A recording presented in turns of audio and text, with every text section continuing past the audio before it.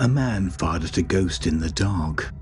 By morning, one man was dead, and another would be condemned to hang. This was Hammersmith in the winter of 1803, a village on London's western edge, where the city thinned into fields and narrow lanes. For weeks something white had been seen walking after midnight. It passed the churchyard, crossed the fields beside Black Lion Lane, and when called out to in alarm, it didn't answer. At first it was rumour, then villagers stopped walking alone, patrols formed, passwords agreed upon, muskets were loaded. On the 3rd of January, a white figure moved through the lane again. This time someone was waiting, and someone decided to fire. Near contemporary accounts described the village as having been disturbed for some months by more than one supposed spectre. A tall figure in white, sometimes near the churchyard, sometimes crossing the fields, always after dark. An explanation formed quickly. A villager had taken his own life the year before. Some said the figure rose from his grave. The pattern deepened. A wagon driver travelling with 8 horses and 16 passengers claimed he saw the white form in the road. He fled on foot, leaving horses, wagon, and those inside behind. A woman walking near the burial ground said a tall white shape rose from among the tombstones and seized her. She fainted in the lane. Neighbours later carried her home. Whether every detail aligned no longer mattered. The figure had a shape, a time, a place it belonged. And once something has those things, it begins to feel real. There was no professional police force in 1803, only parish constables, watchmen, and whoever was willing to stand outside in the cold. So the village organised itself. Men agreed on signals. Who comes there? A friend. Advance, friend. They stood in the lanes at night. They waited. On the 29th of December, a watchman pursued a white-clad figure across the fields. It vanished, but that would prove to be a turning point, but not in the way anyone expected.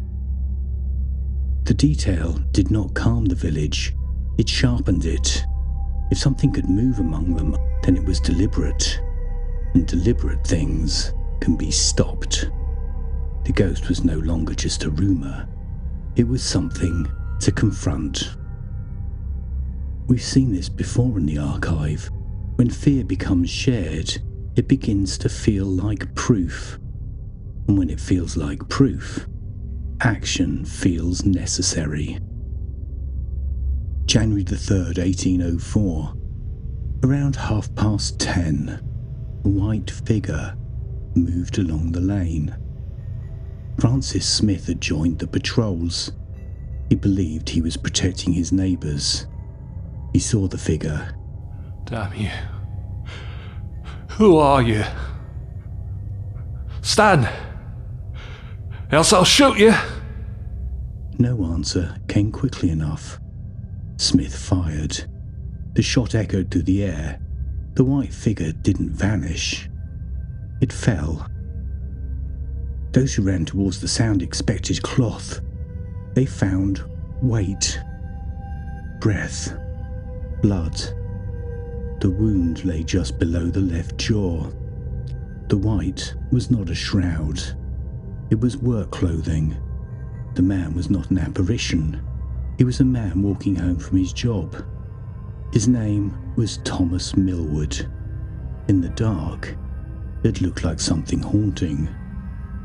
Up close, it was a lifeless body. By morning, the village no longer spoke of a ghost. It spoke of a man, Thomas Millwood. The coroner's inquest was convened. Jurors examined the wound beneath his jaw. They heard what had been shouted in the dark. They listened to how fear had shaped the night. Their conclusion was not cautious. Wilful murder. Francis Smith was taken from Hammersmith to Newgate Prison. Days later, he stood beneath the high windows of the court of the Old Bailey. The jury heard the same account the village had lived for weeks. A white figure, a challenge issued, a shot fired. They withdrew to consider their verdict. When they returned, it was with a compromise. Manslaughter. The judge refused to receive it.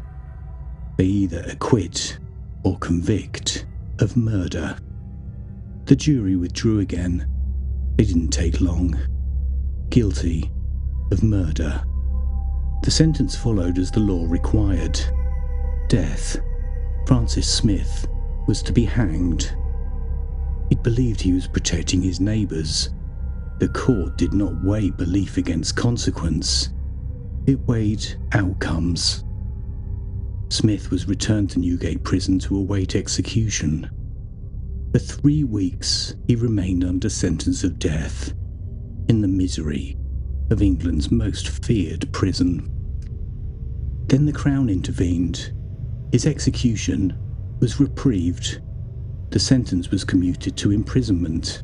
He would live, but the conviction remained. The village had decided it was under threat. The law decided someone else had been. And between those two decisions lay a body.